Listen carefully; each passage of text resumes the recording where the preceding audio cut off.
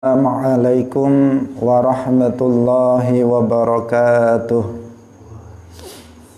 Alhamdulillahi rabbil alamin.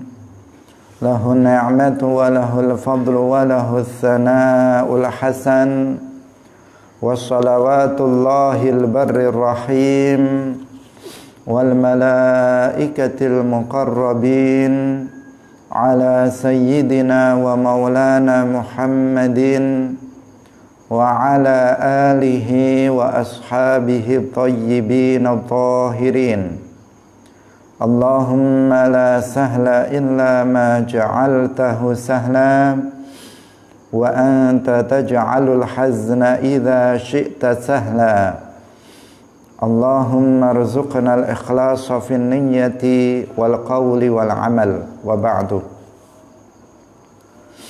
Ila nabiyil mustafa sallallahu alaihi wasallam wa ikhwanihi minal anbiya'i wal mursalin wa syuhada'i was salihin, khususan ila sultanil awliya asy-syaikh Abdul Qadir al-Jilani wa syaikh Ahmad ar-Rifai wa syekh Bahauddin an-Naqsyabandi wa syaikhina Abdullah al-Harari wa ila muallif hadzal kitab al-Imam An-Nawawi rahimahullah wa ila muassisi jam'iyyati Nahdlatul Ulama asy-Syaikh Muhammad Hashim Asy'ari, Syekh Abdul Wahhab Hasbuwah, Syekh Bisri Samsuri wa ila arwahi jami'i ahli al-qubur minal muslimin wal muslimat wal mu'minin wal mu'minat min masyariqil ardi ila magharibiha, khususan ila arwahi abaina wa ummahatina wa ajdadina wa jaddatina wa masyayikhina wa masyayikhi masyayikhina. Al-Fatihah. A'udzu billahi minasy syaithanir rajim. Bismillahirrahmanirrahim.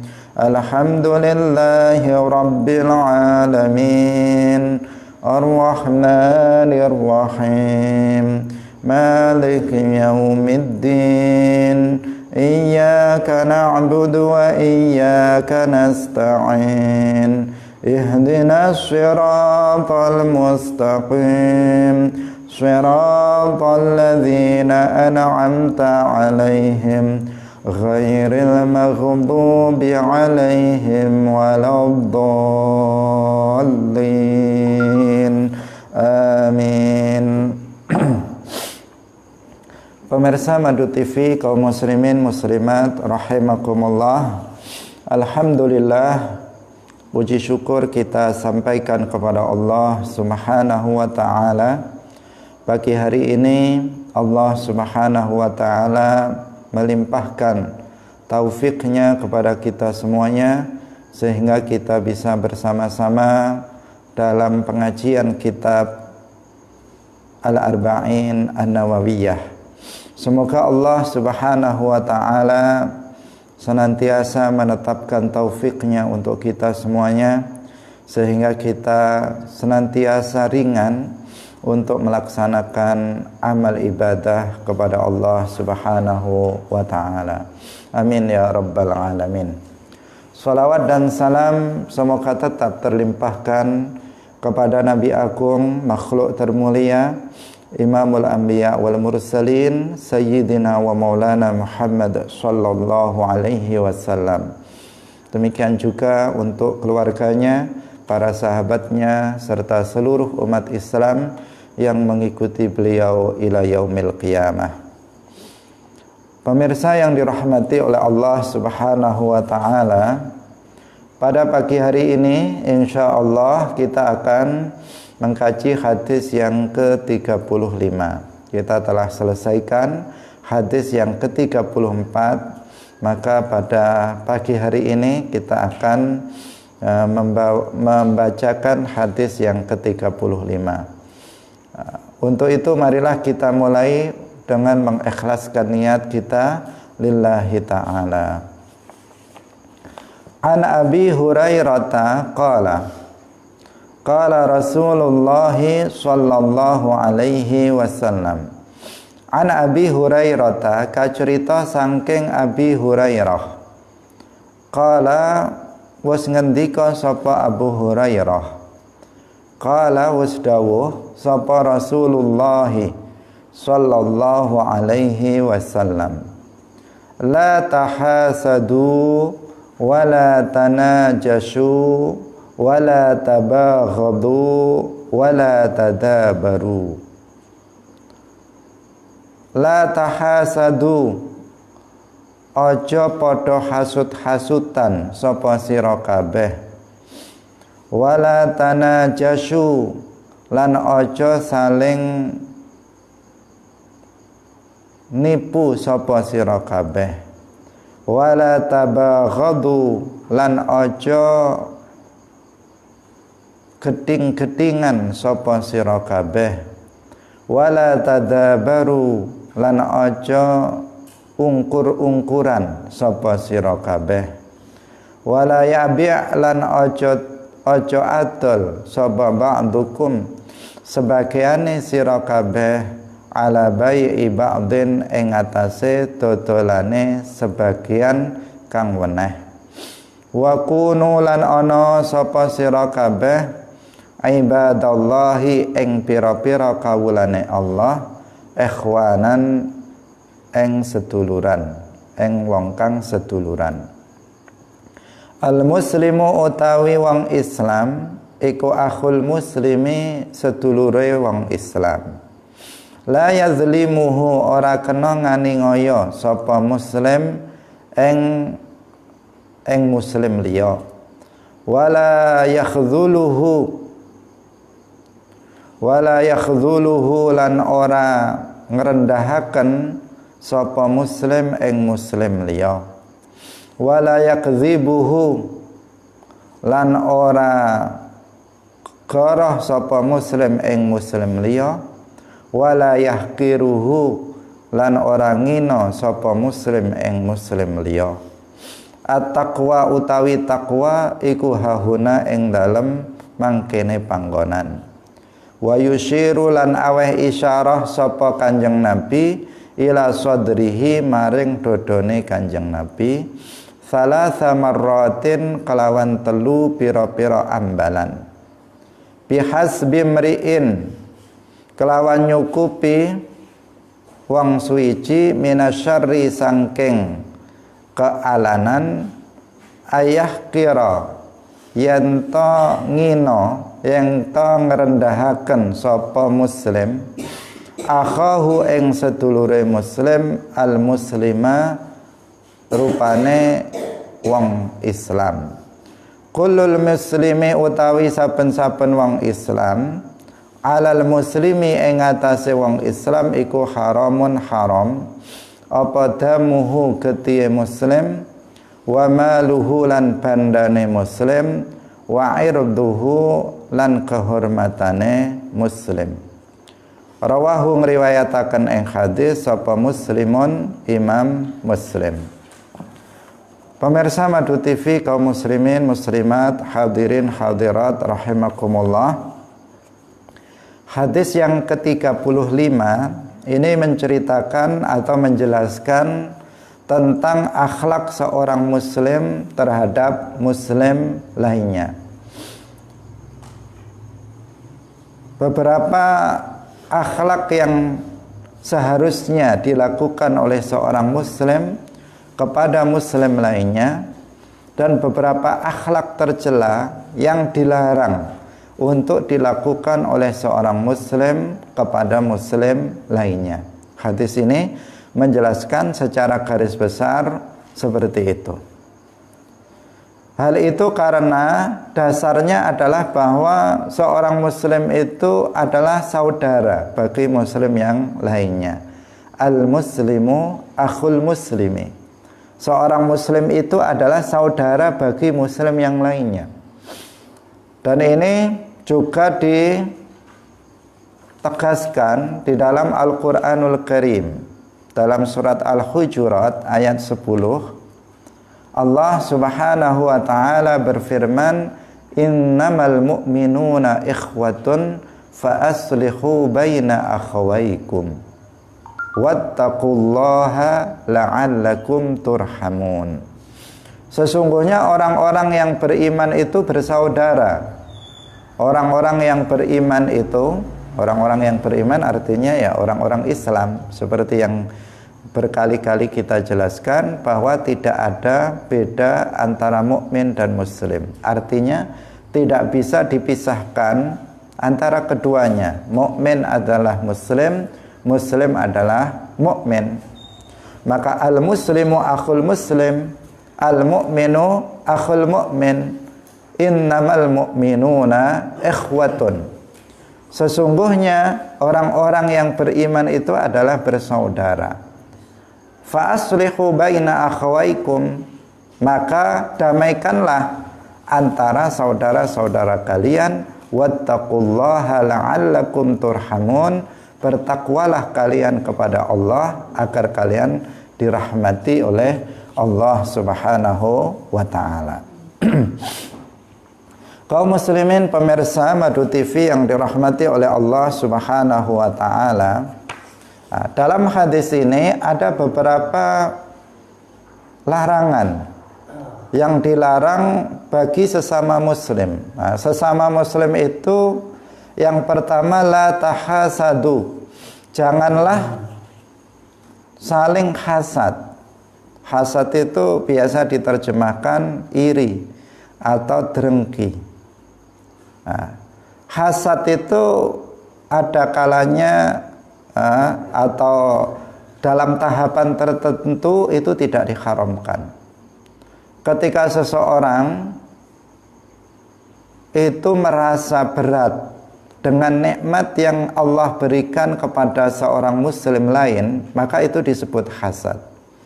Jadi ketika ada seseorang di dalam hatinya muncul rasa berat, nggak senang dengan kenikmatan yang Allah berikan kepada saudara muslim lainnya, apakah itu berupa kenikmatan duniawi, misalnya harta benda, misalnya jabatan, misalnya pengaruh, atau misalnya ketampanan, kecantikan, dia merasa berat, merasa nggak senang dengan kenikmatan yang Allah berikan kepada orang lain muslim, maka itu namanya hasad.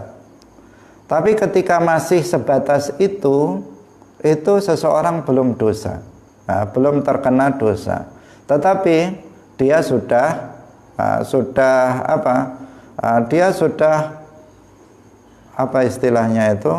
dia sudah merasa berat. Dia secara pribadi itu sudah terugikan, karena dia sudah merasa tersiksa dengan perasaan tersebut, tetapi dia belum jatuh kepada dosa. Hasad itu menjadi dosa apabila seseorang itu tidak merasa benci dengan perasaan itu. Jadi ada perasaan tidak senang terhadap nikmat yang Allah berikan kepada orang lain, itu dia tidak merasa benci. Kemudian dia justru melampiaskan, ingin menghilangkan kenikmatan yang ada pada seseorang dengan perbuatan. Maka di sini dia jatuh kepada dosa besar. Saya ulangi lagi. Ketika seseorang dalam hatinya itu merasa berat, sekedar merasa berat, nggak senang kenikmatan yang dimiliki oleh orang lain, yang Allah berikan kepada orang lain. Misalnya melihat tetangganya dapat rezeki yang banyak, hatinya itu dongkol, hatinya itu nggak senang. Tapi sekedar itu saja, sekedar disimpan di dalam hatinya, dan dia masih berusaha untuk membuangnya. Dia nggak senang dengan perasaan itu, maka di sini dia belum jatuh kepada dosa besar. Seseorang akan jatuh pada dosa besar apabila dia tidak membenci perasaan itu. Sebaliknya dia berusaha untuk menghilangkan kenikmatan yang ada pada orang lain dengan perbuatan atau dengan ucapan. Jadi dia sudah melakukan sebuah rekayasa, dia sudah melakukan suatu usaha agar kenikmatan yang didapatkan oleh saudara muslimnya itu hilang. Maka di sini dia telah jatuh pada dosa besar. Misalnya dia dengan cara langsung mendatanginya, dengan cara mencaci makinya misalnya, atau dia dengan cara melakukan tipu daya agar nikmat itu hilang, atau dia dengan cara berusaha secara sembunyi-sembunyi menyakiti orang itu, menyantet orang itu, misalnya bahasa kasarnya, secara sembunyi-sembunyi tanpa sepengetahuan dia, atau mengirimkan pencuri untuk mengambil harta bendanya, atau misalnya mengirimkan orang untuk membakar rumahnya. Maka itu namanya hasad tingkat tinggi yang menyebabkan seseorang itu jatuh kepada dosa besar. Maka kita diperintahkan di dalam Al-Quran itu untuk meminta perlindungan kepada Allah dari hasadnya orang yang hasad ketika dia berusaha untuk melampiaskan kehasatannya. Qul a'udzu birabbil falaq. Kemudian di akhir itu apa? Wa min syarri hasidin idza hasad. Artinya kita diminta berlindung kepada Allah. Ya Allah, lindungilah aku dari kejahatan orang yang hasad idza hasad, ketika dia melampiaskan kehasutannya. Karena ketika orang hasad itu belum melampiaskan kehasatannya, masih menyimpannya di dalam hatinya, maka yang dirugikan dirinya sendiri, bukan orang lain. Nah, ketika seseorang hasad, kemudian dia belum melampiaskan kehasutannya kepada orang lain, maka yang dirugikan masih dirinya sendiri, karena dirinya sendiri akan merasa tersiksa dengan hasad itu. Tetapi idza hasad, apabila orang yang hasad itu berusaha untuk menghilangkan kenikmatan orang lain, maka dia bukan hanya membahayakan dirinya sendiri, tetapi juga dia akan membahayakan kepada orang lain. Kita harus waspada terhadap orang yang hasad, karena orang yang hasad bisa bahkan bisa membunuh kita. Orang yang hasad dia bisa melukai kita. Orang yang hasad bisa menfitnah kita. Orang yang hasad bisa melakukan apa saja kepada kita.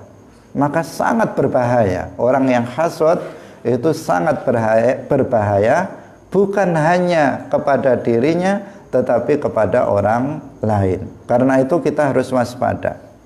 Kalau kita memiliki kenikmatan Allah yang Allah berikan kepada kita tidak diberikan kepada orang lain, harus waspada. Harus waspada. Misalnya kita memiliki harta benda yang nggak dimiliki oleh orang lain, maka harus waspada terhadap orang yang hasad. Karena orang yang hasad bisa melakukan apa saja untuk untuk menghilangkan harta benda yang kita miliki. Kalau kita misalnya memiliki jabatan, harus waspada terhadap orang yang hasad. Karena orang yang hasad ini bisa menyebarkan fitnah, bisa menyebarkan berita hoax tentang kita yang ujung-ujungnya agar jabatan kita itu hilang. Jika kita memiliki misalnya ketampanan atau kecantikan, harus waspada terhadap hasad orang. Maka orang lain bisa mencelakai kita dengan hasad itu, bahkan dia bisa menimpakan penyakit ain. Nah, ada penyakit itu penyakit ain. Penyakit ain itu penyakit yang disebabkan karena pandangan mata yang hasad terhadap orang lain. Di antaranya yang jelas pada dasarnya adalah pandangan. Nah, pandangan mata seseorang. Khususnya yang bisa mempercepat itu adalah pandangan hasad dari seseorang. Karena itu kita harus berhati-hati. Misalnya kita memiliki anak yang memiliki kelebihan, misalnya dari sisi wajah, itu harus dijaga. Jangan sampai kemudian dilihat oleh mata yang hasad. Karena pandangan orang yang hasad itu bisa menjadikan orang yang dipandang itu jatuh sakit, bahkan bisa meninggal dunia. Itu apa? Itu namanya penyakit ain, dan itu hak, itu terjadi. Nah, banyak terjadi, banyak penyakit itu yang diakibatkan karena pandangan hasud dari orang lain. Sekedar memandang saja itu bisa menjatuhkan seseorang, bisa menyebabkan seseorang jatuh sakit. Karena itu harus waspada terhadap orang yang hasad. Wa min syarri hasidin idza hasad. Kita harus meminta perlindungan kepada Allah dari orang yang hasad ketika orang yang hasad ini melampiaskan kehasadannya dengan ucapan dan perbuatannya. Karena dia akan membahayakan kepada orang lain. Pemirsa yang dirahmati oleh Allah Subhanahu wa taala, tidak boleh kita untuk hasad kepada orang lain. Allah Subhanahu wa taala memberikan keistimewaan kepada seseorang sekaligus memberikan kekurangan pada setiap orang. Setiap orang itu memiliki kelebihan sekaligus juga memiliki kekurangan. Karena itu tidak seharusnya seseorang itu hasad terhadap orang lain. Kemudian yang kedua, kenikmatan yang didapatkan oleh saudara kita sesama muslim, apakah itu berupa kenikmatan duniawi maupun kenikmatan ukhrawi. Kenikmatan ukhrawi itu misalnya saudara kita sesama muslim rajin sekali dalam belajar. Saudara kita sesama muslim rajin sekali ibadahnya.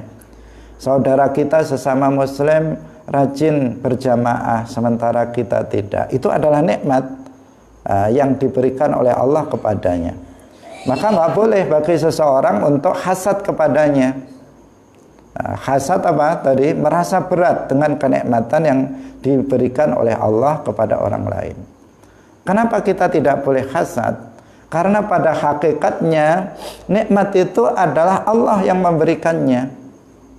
Bukan semata-mata orang itu mendapatkan kenikmatan, bukan Allah yang memberikannya, tetapi Allah yang memberikannya. Dan ketika Allah memberikan kenikmatan itu kepada seseorang, maka Allah juga memberikan kenikmatan kepada kita meskipun tidak sama dengan kenikmatan yang Allah berikan kepada orang tersebut. Orang tersebut diberikan kenikmatan harta. Kita diberikan kenikmatan oleh Allah berupa nikmat yang lain, berupa kesehatan atau berupa kenikmatan-kenikmatan yang lain yang jumlahnya sangat banyak. Pemirsa yang dirahmati oleh Allah Subhanahu wa taala, orang yang hasud akan rugi serugi-ruginya. Karena hidupnya tidak akan pernah tenang, hatinya tidak akan pernah bahagia. Kemudian ditambah lagi orang yang hasad itu kebaikan-kebaikannya itu bisa hilang. Di dalam hadis yang lain yang diriwayatkan oleh Abu Dawud, Rasulullah Shallallahu Alaihi Wasallam bersabda, "Iyyakum wal hasada, jauhilah hasud, fa innal hasada ya'kulul hasanat." Karena hasad itu bisa memakan kebaikan-kebaikan, pahala kebaikan-kebaikan itu bisa dihapus, dimakan oleh hasad. Kama ta'kulun naru al-hataba, sebagaimana api itu membakar kayu bakar. Kayu bakar adalah kayu yang memang dipersiapkan untuk dibakar. Artinya apa? Jika dibakar cepat sekali terbakar, namanya saja kayu bakar. Berbeda kalau misalnya kayu masih berdiri itu kamu bakar, sulit kita membakarnya, sulit habisnya. Ini dikatakan apa? Seperti api membakar kayu bakar. Artinya secepat itulah hasad itu menghapus pahala amal-amal kebaikan yang pernah kita lakukan. Karena itu hilangkan sifat hasad dari dalam hati. Seharusnya apabila seseorang itu melihat saudara muslim lainnya itu memiliki kenikmatan yang tidak kita miliki, seharusnya kita senang. Nah, seharusnya kita senang. Alhamdulillah tetangga saya rizkinya lancar. Kalau cari hutangan nanti kan enak misalnya. Nah, itu kan kita senang. Nah, nanti kalau dia punya mobil, nanti kalau saya pergi mau pinjam mobil, enak, alhamdulillah misalnya. Dengan apa? Justru dia senang. Misalnya seseorang tetangganya memiliki apa? Memiliki kenikmatan dari sisi apa namanya? Agama. Alhamdulillah, misalnya tetangga saya, saudara saya itu alim, ilmunya luas. Alhamdulillah, nanti saya bisa diarahkan, anak-anak saya bisa belajar sama dia dan seterusnya. Seseorang harus seperti itu. Ini hati-hati karena penyakit hasad ini bisa menyerang siapa saja. Biasanya pedagang hasadnya dengan pedagang lainnya. Petani hasad dengan petani lainnya. Kemudian bahkan ustadz hasad dengan ustadz lainnya. Kiai hasad dengan kiai lainnya. Oh, kiai itu kok santrinya banyak, itu hatinya sakit. Itu ada yang juga seperti itu. Seharusnya nggak seperti itu. Justru senang karena dengan semakin banyak kiai, dengan semakin banyak santri yang ada pada orang lain, itu artinya Islam semakin maju. Itu artinya dakwah Islam semakin berkembang, dan dia semestinya senang dengan hal itu, bukan apa namanya justru dia hasad terhadap orang lain. Pemirsa yang dirahmati oleh Allah Subhanahu wa taala, wala tanajashu. Yang berikutnya adalah jangan kalian saling tipu daya. Artinya saling berusaha menyakiti secara sembunyi-sembunyi. Tipu daya itu adalah berusaha saling menyakiti secara sembunyi-sembunyi. Misalnya ada secara sembunyi-sembunyi itu ya seperti main sihir misalnya, dengan santet misalnya, atau misalnya dengan ada teman saya mau lewat itu, kemudian dipasangi paku di tengah jalan biar jatuh misalnya. Itu namanya secara sembunyi-sembunyi. Dia tidak secara terang-terangan menyakiti saudaranya sesama muslim, tetapi secara sembunyi-sembunyi. Kemudian wala tabaghadu, janganlah kalian saling membenci. Artinya jangan saling melakukan perbuatan yang bisa menyebabkan saling membenci. Itu yang dimaksud. Karena benci itu letaknya di dalam hati. Benci itu letaknya di dalam hati. Maka yang dimaksud wala tabaghadu itu adalah janganlah kalian melakukan suatu perbuatan yang menyebabkan kalian itu saling membenci satu dengan yang lain. Misalnya mengucapkan kata-kata penghinaan, itu menyebabkan orang lain benci kepadanya. Kalau sudah benci kepadanya, dia ganti benci terhadap orang lain.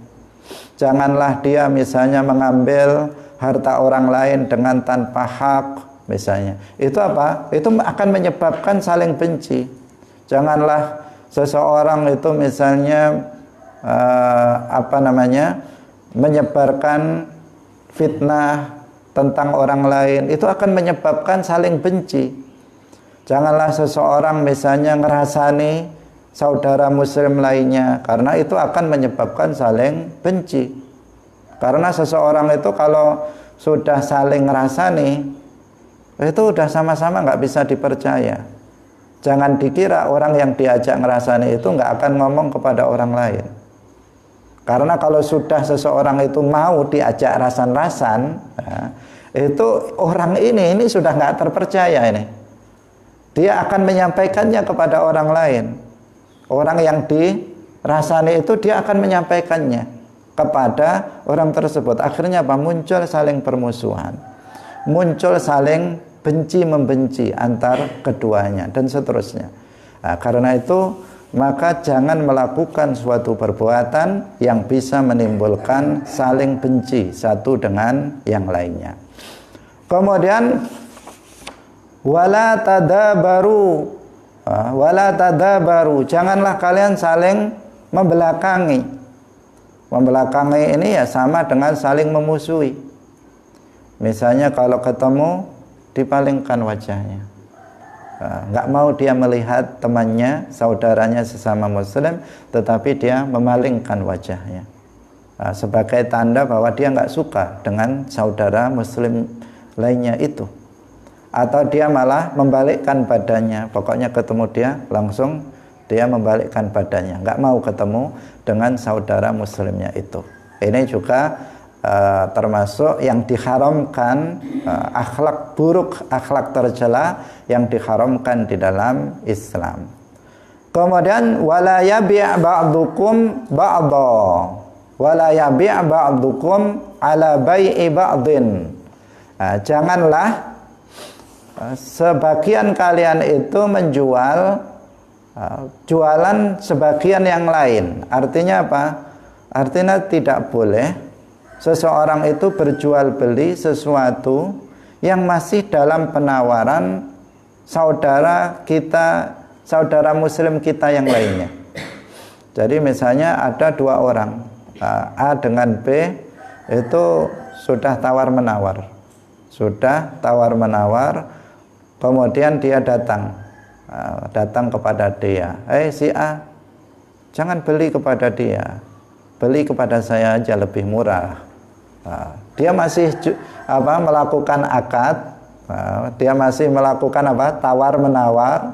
Kemudian dia datang, si A, ngapain beli kepada si B? Beli aja kepada saya, barangnya lebih bagus dan harganya lebih murah. Ini kira-kira penjualnya benci apa enggak? Suka apa enggak? Pasti marah. Penjualnya dalam hatinya, kurang ajar nih orang ini dia sudah harapannya sudah tinggi bahwa barangnya akan terjual. Sementara kemudian tiba-tiba ada seseorang datang mengatakan, beli aja kepada saya, nanti punya saya lebih bagus dan lebih murah. Itu nggak boleh. Nggak boleh. Biarkan itu dia sampai selesai. Kalau dia memang nggak jadi beli, maka baru kita tawarkan barang milik kita. Jangan di tengah-tengah terjadi tawar-menawar, kemudian kita datang untuk untuk kemudian mengalihkannya kepada kita. Dosanya akan lebih besar manakala sudah di masa khiyar.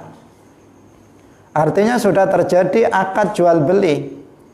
Si A sudah membeli kepada si B, sudah diberikan, cuman masih dalam khiyar. Nah, ini misalnya nanti 3 hari, kalau memang cocok ya saya beli, saya lanjutkan. Jika tidak, maka nanti saya kembalikan. Ya, sudah sepakat seperti itu. Khiyar syarat, sudah ada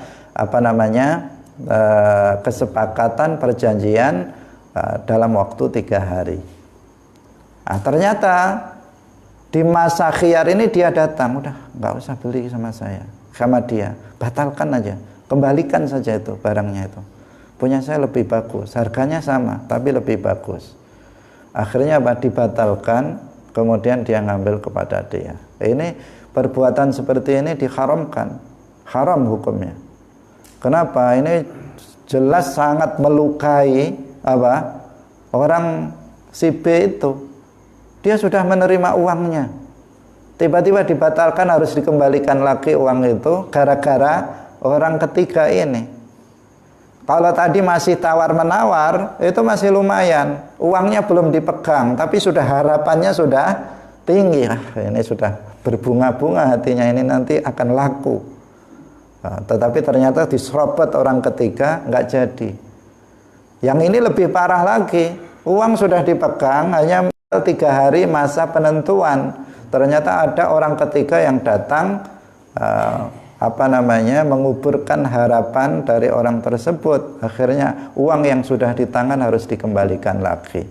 kepada penjual tersebut. Maka ini hukumnya haram, bukan akhlak seorang muslim pada muslim yang lainnya. Seharusnya ya biarkan saja. Kalau dia sudah memang betul-betul nggak senang kemudian dia membatalkannya di waktu khiyar, maka baru kemudian kita bisa menawarkan barang milik kita. Atau sebaliknya adalah kepada orang yang menjual. Misalnya jangan kamu jual kepada dia, saya beli lebih mahal daripada dia yang beli. Ini juga nggak boleh, karena ini akan menghancurkan, menyakitkan hati pembeli. Dia sudah berharap bisa membeli barang itu, menjadi hilang harapannya gara-gara orang tersebut. Ini yang diharamkan seperti itu. Pemirsa yang dirahmati oleh Allah Subhanahu wa taala, dalam jual beli itu sebenarnya dalam Islam tidak ada patokan tentang masalah keuntungan. Jadi siapa saja itu boleh mengambil keuntungan sebanyak-banyaknya. Karena di sini ada semacam kesalahpahaman di masyarakat bahwa seseorang itu tidak boleh mengambil keuntungan lebih dari separuh. Sebagian ada yang mengatakan seperti itu. Yang sebenarnya apa? Boleh-boleh saja. Boleh-boleh saja. Misalnya ini kopiah saya harganya murah. Harganya murah. Paling 20.000, 25.000 misalnya. Kemudian saya jual 1 juta. Boleh apa enggak? Boleh. Kenapa enggak boleh? Yang penting pembelinya mau, saya juga mau. Makanya kalau kopiahnya kopiahnya orang-orang besar, kopiahnya Gus Dur itu dijual mahal, itu boleh apa enggak? Ya boleh saja, meskipun sudah bekas, misalnya sudah kopiah bekas, tetapi kalau yang beli itu mau, ya boleh-boleh saja, nggak ada larangan. Yang penting itu adalah saling ridho antara penjual dan pembeli. Tetapi seseorang kalau nggak realistis, siapa yang mau beli barang dari dia? Wong barang di toko sana harganya 5.000, di sini 10.000. Ya pasti orang akan beli ke sana, wong harganya sama, kualitasnya sama, barangnya sama, di sana 5.000, di sana 10.000. Tetapi pada dasarnya sebenarnya orang itu boleh mengambil keuntungan sebanyak-banyaknya, itu boleh. Tapi asalkan asalkan di sini adalah saling ridho antara penjual dan pembeli. Nah, tidak benar perkataan sebagian orang bahwa keuntungan itu dibatasi dalam misalnya hanya 2 kali lipat, tidak boleh lebih dari itu. Itu tidak benar. Pemirsa yang dirahmati oleh Allah Subhanahu wa taala, kalau yang seperti ini dijelaskan dalam kitab-kitab fikih dalam bab muamalat, ada penjelasannya secara detail. Pemirsa yang dirahmati oleh Allah Subhanahu wa taala, selanjutnya Rasulullah dalam hadis ini menegaskan kembali, wa kunu ibadallahi ikhwana, al-muslimu akhul muslim, menegaskan kembali bahwa seorang muslim itu adalah saudara muslim lainnya. Sesama muslim itu bersaudara. Saya ini saudara kalian, kalian adalah saudara saya. Pokoknya agamanya Islam, di mana saja dia adalah saudara kita. Di Afrika sana dia agamanya Islam, maka dia saudara kita. Dia tinggal di Amerika sana, dia Muslim, maka dia saudara kita. Di Papua sana, dia seorang Muslim, maka dia adalah saudara kita. Di Aceh sana, dia adalah Muslim, agamanya Islam, maka dia adalah saudara kita. Semua orang dari suku apapun, berwarna kulit apapun, berbangsa apapun, dari negara manapun asalnya, kalau dia itu agamanya Islam, maka dia adalah saudara kita sesama muslim. Al-ukhuwah al-islamiyah dia terikat dengan kita, persaudaraannya dengan kita dalam persaudaraan atas dasar persamaan agama, yaitu Islam. Dan persaudaraan atas nama agama itu persaudaraan yang terkuat daripada persaudaraan yang lainnya. Karena persaudaraan lainnya itu akan terhenti di dunia, sementara persaudaraan sesama muslim itu akan langgeng sampai nanti di akhirat di dalam surga. Seorang muslim dengan muslim lainnya akan tetap bersaudara sampai nanti di dalam surga. Sementara persaudaraan lainnya, bahkan persaudaraan senasab, tidak akan langgeng kalau seandainya mereka tidak disatukan dengan satu agama.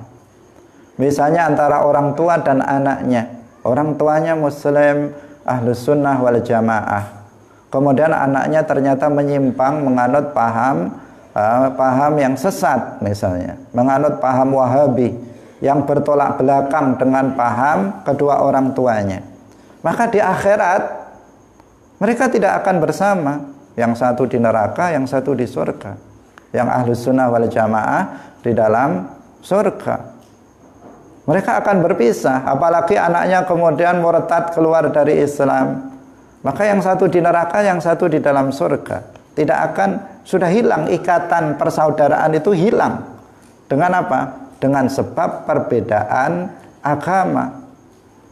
Jangankan di akhirat, di dunia saja, kalau ada anak itu kemudian dia murtad keluar dari Islam, dia pun tidak berhak mendapatkan warisan dari bapaknya jika bapaknya mati. Begitu dalam hukum Islam. Itu masih di dunia. Apalagi di akhirat sudah terpisah. Maka persaudaraan yang paling kuat, persaudaraan yang hakiki, itu adalah persaudaraan sesama muslim. Meskipun kita ini bukan saudara kandung, tetapi kita sama-sama muslim, maka kita akan tetap bersaudara sampai di akhirat.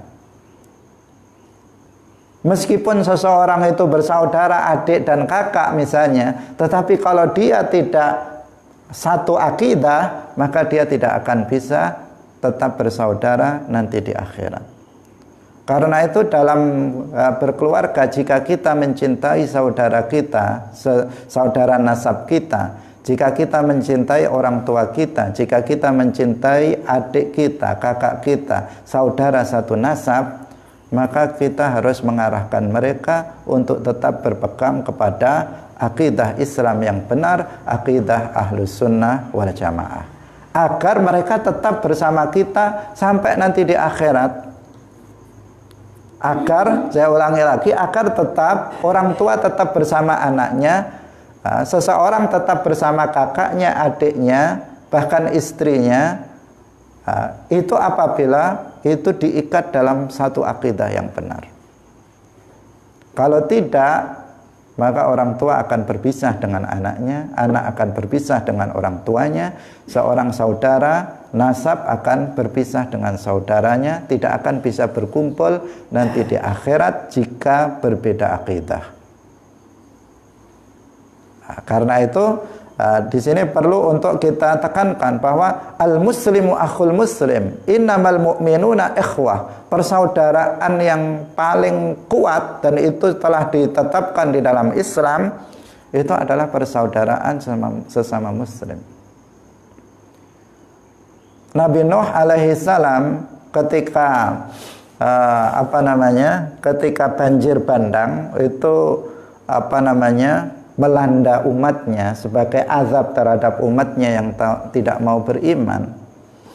Itu pertama menganggap bahwa Kan'an, putranya yang kafir, itu menganggap itu saudaranya, sehingga beliau sangat berharap Kan'an itu bisa selamat. Tetapi Al-Quran kemudian Allah memperingatkan, sebagaimana dijelaskan dalam Al-Quran, bahwa Kan'an itu bukan anak kamu. Artinya dari sisi persaudaraan sesama muslim, dia orang kafir, sehingga tidak ada hubungan lagi, hubungan darah pun hilang akibat perbedaan akidah.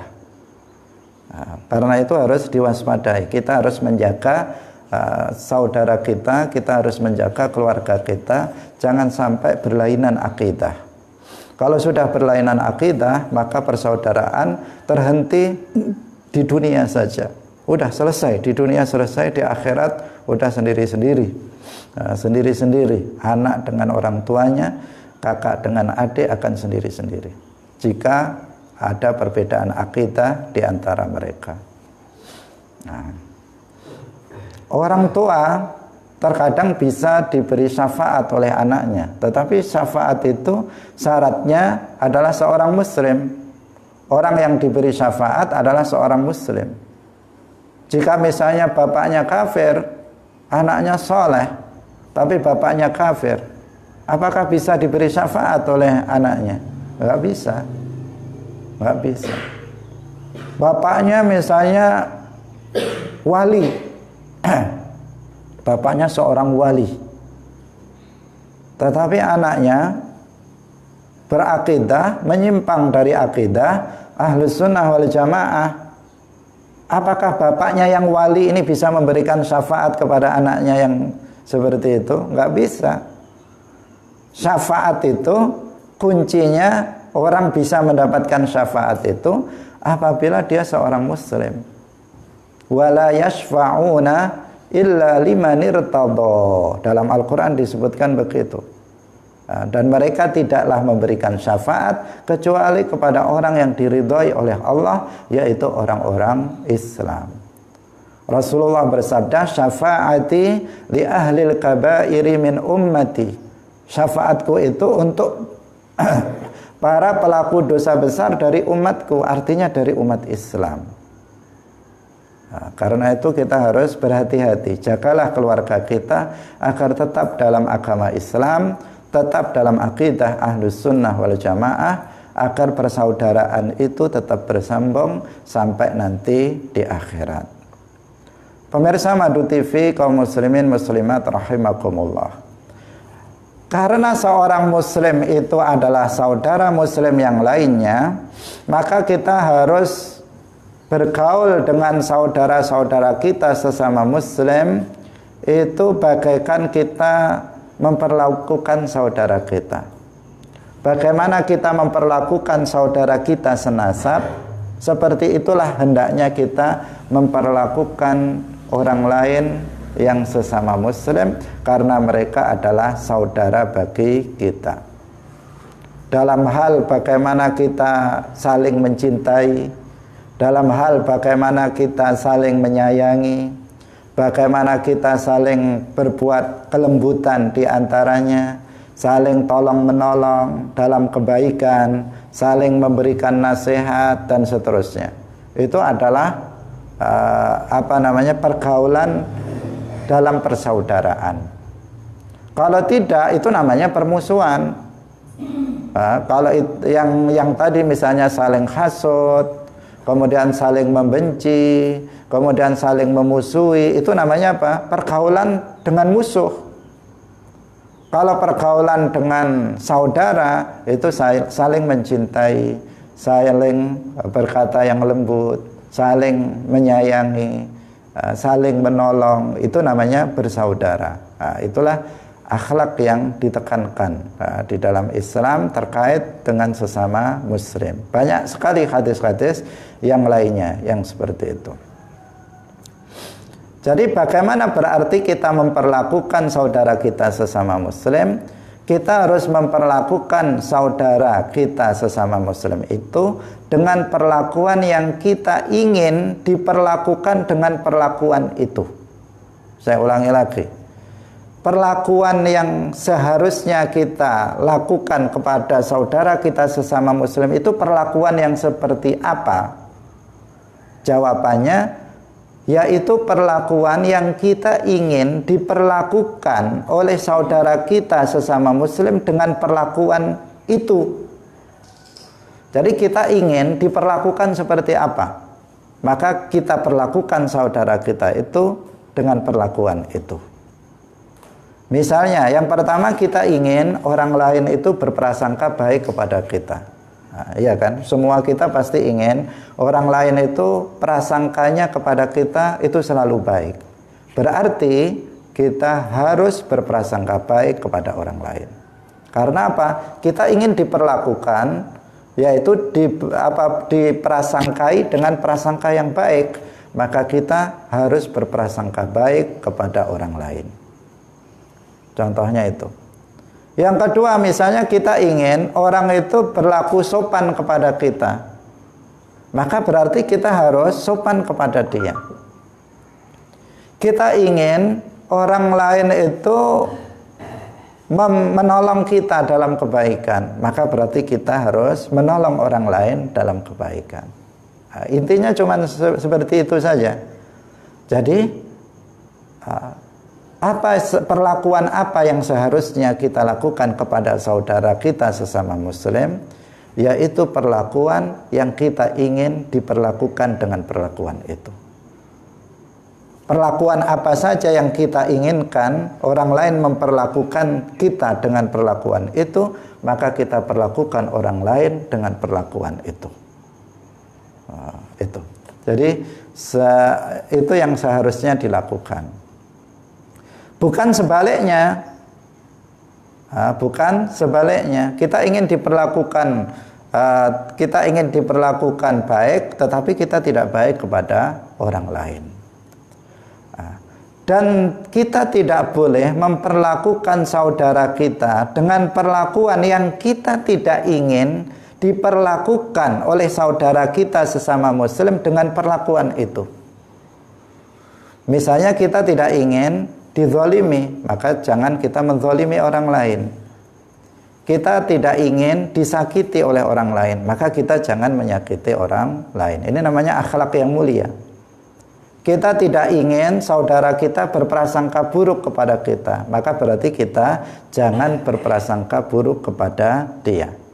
Kita tidak ingin orang itu menghina kita, merendahkan kita, maka berarti kita jangan merendahkan, jangan menghina orang lain.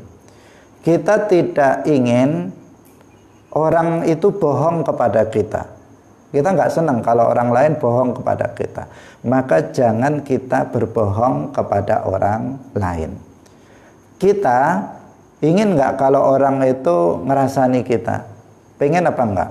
Pasti setiap kita nggak ingin orang lain itu ngerasani diri kita, maka kita jangan ngerasani orang lain. Intinya, apa perlakuan yang kita inginkan untuk kita, maka kita perlakukan kepada orang lain. Apa perlakuan yang tidak kita inginkan dilakukan orang lain terhadap kita, maka jangan kita perlakukan kepada orang lain. Artinya memandang diri kita. Memandang diri kita. Kamu mau nggak kalau dicaci? Enggak. Kalau begitu jangan caci orang lain. Kamu mau nggak kalau ditolong? Mau. Kalau begitu tolonglah orang lain. Kamu mau nggak dirasani oleh orang lain? Enggak. Kalau enggak mau, jangan ngerasani orang lain. Kamu mau enggak diperlakukan sopan oleh orang lain? Mau. Kalau gitu, perlakukan orang lain dengan sopan juga. Cuman seperti itu saja. Ajaran Islam seperti itu. Berdasarkan hadis yang lain. Rasulullah Shallallahu Alaihi Wasallam dalam hadis yang diriwayatkan oleh Al Imam Al Baihaqi, beliau bersabda, "Faman ahabba ayyuzahzaha anin nar wa yudkhalal jannah, falta'tihi maniyatuhu wa huwa yu'minu billah wal yaumil akhiri wal ya'ti ilan nasi bima yuhibbu ayyu'ta ilaih." Itu maknanya seperti yang tadi kita jelaskan, bahwa hendaknya seseorang itu memperlakukan umat manusia sesuai dengan yang diinginkan oleh manusia itu. Dia diinginkan diperlakukan seperti apa, maka perlakukanlah manusia seperti keinginan dia itu. Pemirsa yang dirahmati oleh Allah Subhanahu wa taala, waktu sudah tinggal sedikit, kita lanjutkan. Kemudian Rasulullah mengatakan at-taqwa hahuna wa yushiru ila sadrihi thalatha marrat. Takwa itu ada di dalam hati. Takwa itu ada di sini, kata Rasulullah dengan menunjuk dadanya. Takwa itu ada di sini, di dalam hati. Sebanyak 3 kali. Takwa itu di sini, Takwa itu di sini. Takwa itu di sini. Itu kata Rasulullah Shallallahu Alaihi Wasallam. Kenapa Rasulullah mengatakan takwa itu di sini? Padahal takwa itu definisinya apa? Adaul wajibat wajtinabul muharramat. Menjalankan yang wajib dan meninggalkan yang haram. Bukankah itu dalam perbuatan fisik? Seperti sholat, puasa, itu bagian dari ketakwaan. Tetapi kenapa Rasulullah kemudian mengatakan at-taqwa hahuna? Takwa itu ada di dalam hati. Karena munculnya perbuatan-perbuatan adaul wajibat wajtinabul muharramat itu munculnya dari dalam hati. Yang menghasilkan perbuatan-perbuatan baik itu dari dalam hati. Sehingga parameter seseorang itu bertakwa itu bukan hanya sekedar perbuatan fisik. Kalau seseorang misalnya secara zahir dia melakukan amalan-amalan ibadah, tetapi misalnya niatnya tidak ikhlas karena Allah, hatinya penuh dengan kebencian terhadap sesama muslim, apakah dia orang yang bertakwa? Bukan, dia bukan orang yang bertakwa. Seperti terlihat orang bertakwa, tetapi dia bukan orang yang bertakwa. Takwa itu hahuna. Takwa itu di sini. Secara zahir dia melaksanakan kewajiban-kewajiban, tetapi atas dorongan hati. Kalau atas dorongan hati, maka dia akan melaksanakannya dengan ikhlas, bebas dari ujub, bebas dari kesombongan dan seterusnya, sehingga dia menjadi orang yang bertakwa. Ada sebagian orang itu dari sisi fisik ibadahnya bagus, bahkan kemana-mana bukan hanya ibadah wajib, kemana-mana tasbihnya pun berputar di bawah kemana-mana, zikiran terus. Wah, orang soleh, terlihat orang soleh, terlihat, tapi ternyata suka ngerasani tetangganya. Kesana ngomong sama orang yang dibicarakan orang lain, padahal dia terlihat jamaahnya aktif, kemana-mana bawa tasbih, tapi begitu duduk dengan tetangganya yang dibicarakan orang lain. Apakah orang seperti ini orang yang bertakwa? Sama sekali bukan orang yang bertakwa. Sama sekali bukan orang yang bertakwa. Orang yang bertakwa orang yang meninggalkan perkara yang diharamkan, sementara dia melakukan akhlaknya tidak baik kepada sesama muslim. Ternyata mulutnya suka mencaci maki orang. Zikir terus tapi dia juga mencaci maki orang lain. Ini bukan orang yang bertakwa. Karena itu Rasulullah mengatakan at-taqwa hahuna. Takwa itu ada di dalam hati. Dalam hadis yang lain itu disebutkan innallaha la yanzuru ila ajsadikum wala ila suwarikum walakin yanzuru ila qulubikum wa asyara bi asabi'ihi ila sadrihi. Allah itu tidak melihat pada jasad kalian, tidak melihat pada bentuk kalian, tetapi melihat apa yang ada di dalam hati. Artinya apa? Ya, Allah melihat segala sesuatu. Yang dimaksud Allah Subhanahu wa ta'ala itu menilai seseorang itu dari hatinya. Karena hati itu yang akan kemudian melahirkan suatu ketakwaan dalam pengertian adaul wajibat wajtinabul muharramat. Kemudian di akhir hadis, waktu sudah mau habis, di akhir hadis, kullul muslim alal muslimi haramun damuhu wa maluhu wa irduhu. Insyaallah ini akan kita jelaskan besok. Tinggal sedikit, tetapi perlu sedikit pendalaman terhadap bagian akhir dari hadis ini. Insyaallah kita lanjutkan besok. Langsung kita sambung pada hadis yang ke-36. Barakallahu fikum, semoga bermanfaat. Wallahul muwaffiq ila aqwamit thoriq. Wassalamualaikum warahmatullahi wabarakatuh.